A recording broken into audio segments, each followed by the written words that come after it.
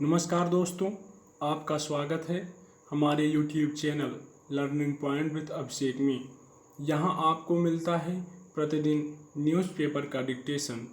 इसलिए अगर आप हमारे चैनल पर पहली बार आए हैं तो चैनल को सब्सक्राइब कीजिए और बेल आइकन प्रेस कीजिए ताकि अगले वीडियो की नोटिफिकेशन आप तक सबसे पहले पहुँचे। वीडियो को लाइक कीजिए, अपने दोस्तों को शेयर कीजिए और अंत में हमें कमेंट करके ज़रूर बताइए कि आपको ये डिक्टेशन कैसा लगा। आज का टॉपिक है उठते सवाल। Ready, start. कानपुर जिले के बिकरू गांव में 2 जुलाई की रात 8 पुलिसकर्मियों की हत्या के मुख्य आरोपी विकास दुबे की शुक्रवार सुबह पुलिस के साथ मुठभेड़ में हुई मौत ने कई सवाल खड़े किए हैं। विकास दुबे की मौत को लेकर जिस तरह की बातें सामने आ रही हैं, वे ऐसे विवादों और शंकाओं को जन्म दे रही हैं जिन्हें साधारण मानकर खारिज नहीं किया जा सकता। खुद विकास दुबे ने आशंका जताई थी कि उसे मुठभेड़ में मार दिया जा सकता है।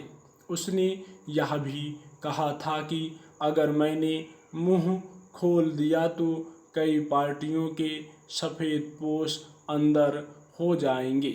जाहिर है नेताओं और अधिकारियों के गठजोड़ के बारे में वह बोलता, पर अब सच्चाई का खुलासा शायद ही हो पाए। अब तक जो खबरें सामने आई हैं कि उनके मुताबिक विकास को उज्जैन से गिरफ्तार करके कानपुर लेकर आ रहे उत्तर प्रदेश पुलिस के विशेष कार्रवाई बल STF का वाहन अचानक पलट गया। इस मौके का फायदा उठाते हुए विकास ने एक पुलिसकर्मी की पिस्टल छीन ली और भागने की कोशिश की। जब टीम के सदस्यों ने उसे पकड़ना चाहा तो उसने फायरिंग कर दी। इस पर पुलिस ने भी जवाबी कार्रवाई की और विकास मारा गया। आखिरकार हुआ क्या, यह तो गहन जांच के बाद ही पता चलेगा, लेकिन यह संपूर्ण घटनाक्रम यह सोचने पर तो विवश करता ही है कि जिस STF पर दुर्दांत अपराधी को सुरक्षित लेकर पहुंचने की जिम्मेदारी थी, आखिर वह कैसे अपने अभियान में चूक गया। विकास दुबे की मौत और 8 पुलिसवालों की हत्या की घटना ने एक बार फिर से राजनीति के अपराधीकरण और अपराध के राजनीतिकरण की बहस खड़ी कर दी है। इसमें कोई संदेह नहीं कि विकास दुबे जैसे अपराधी को खड़ा करने में पुलिस तंत्र और राजनीतिकों की भूमिका बराबर की रही, वरना विकास दुबे जैसे इतना ताकतवर अपराधी बन जाता। पिछले 20 साल के उसके आपराधिक इतिहास पर गौर करें तो स्पष्ट रूप से पता चलता है कि पुलिस और नेताओं की मदद से ही उसका साम्राज्य फैलता गया। विवादित जमीनों को खरीदना, अवैध कब्जे, हत्या जैसे 70 से ज़्यादा मामले दर्ज होने के बावजूद उसका बाल भी बांका नहीं हुआ।